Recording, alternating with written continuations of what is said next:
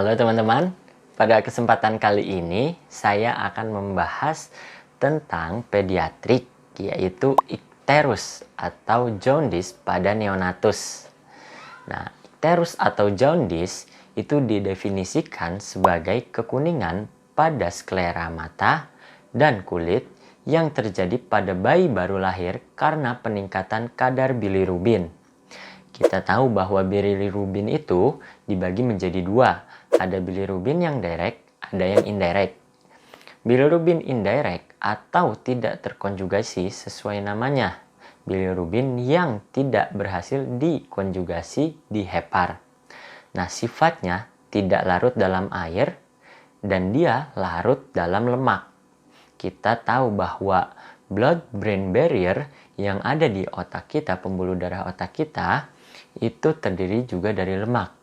Oleh karena itu, bilirubin yang indirect atau tidak terkonjugasi ini dapat menembus pembuluh darah yang ada di otak, sehingga terjadi penumpukan bilirubin indirect di otak.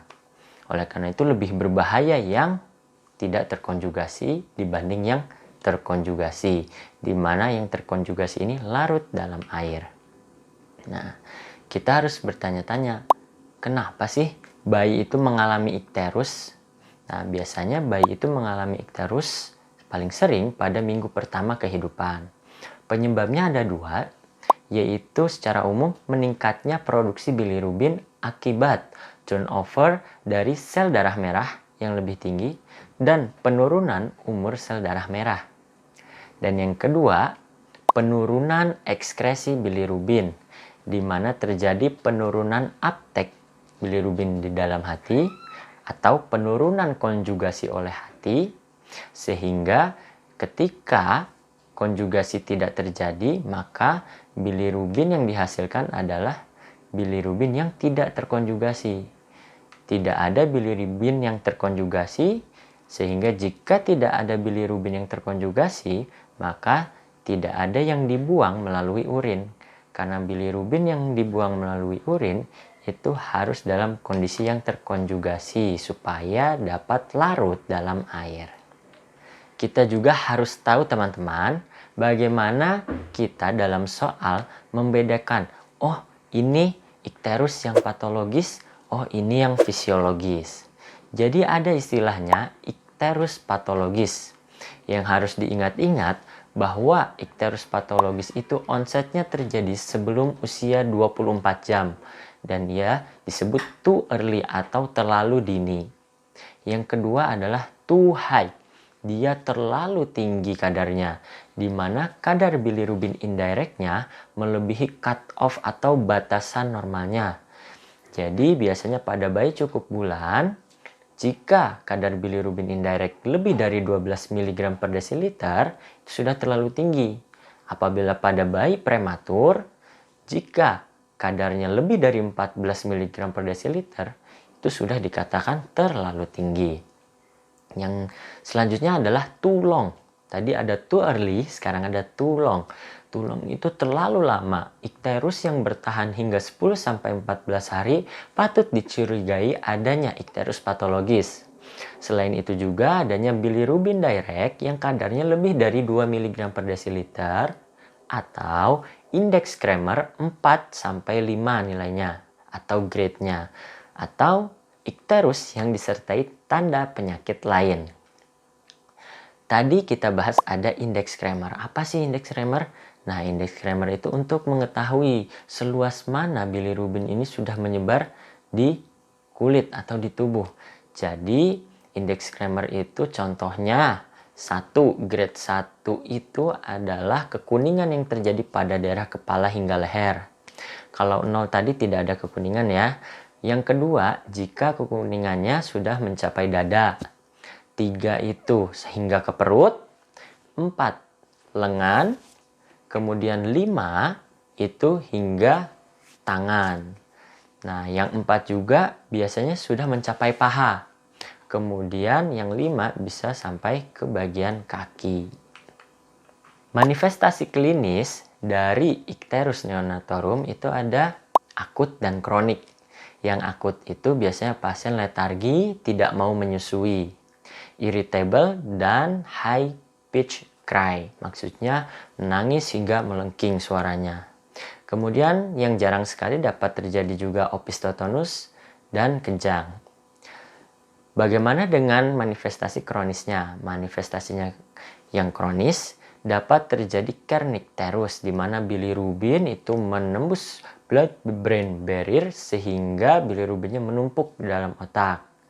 Nah, manifestasinya adalah sebagai cerebral palsy, abnormalitas gaze, dan pada MRI didapatkan abnormalitas globus pallidus atau nukleus subthalamik. Nah, kita juga dapat memikirkan diagnosis banding icterus neonatus itu berdasarkan onsetnya, berdasarkan usia onset icterus itu muncul. Nah, ini adalah tabelnya, teman-teman, yang perlu diperhatikan.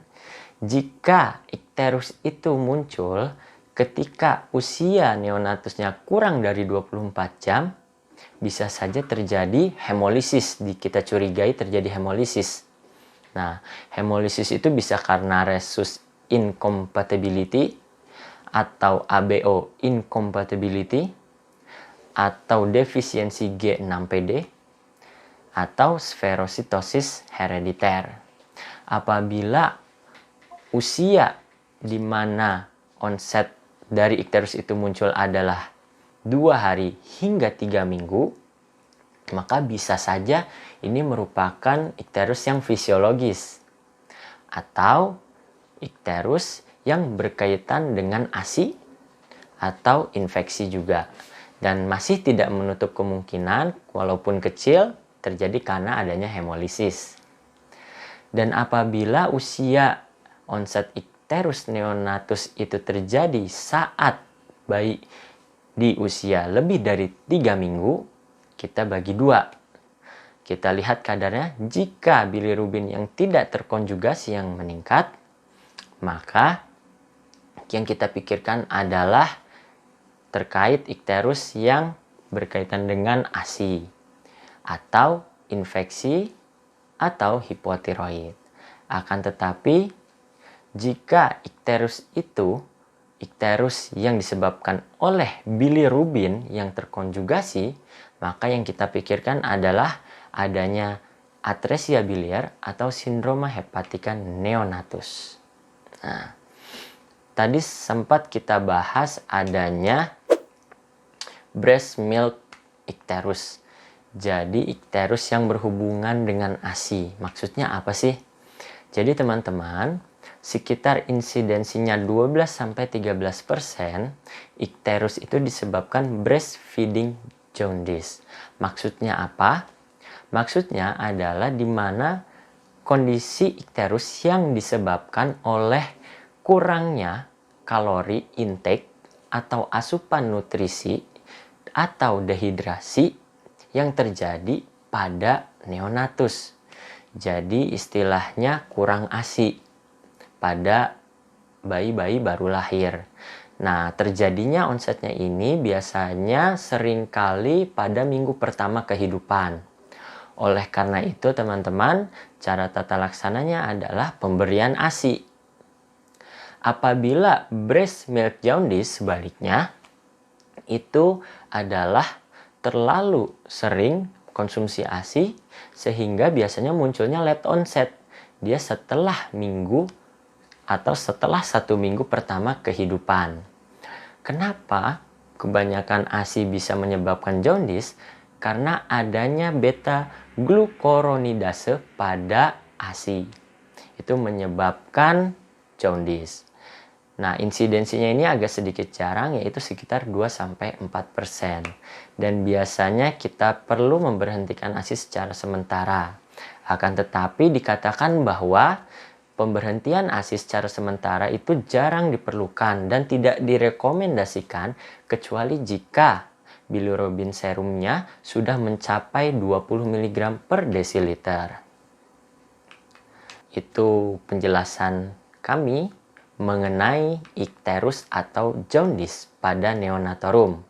Yang penting teman-teman nanti bisa membedakan mana ikterus neonatus yang fisiologis atau yang patologis. Dan apa saja penyebab-penyebabnya, jangan sampai terkecoh di soal.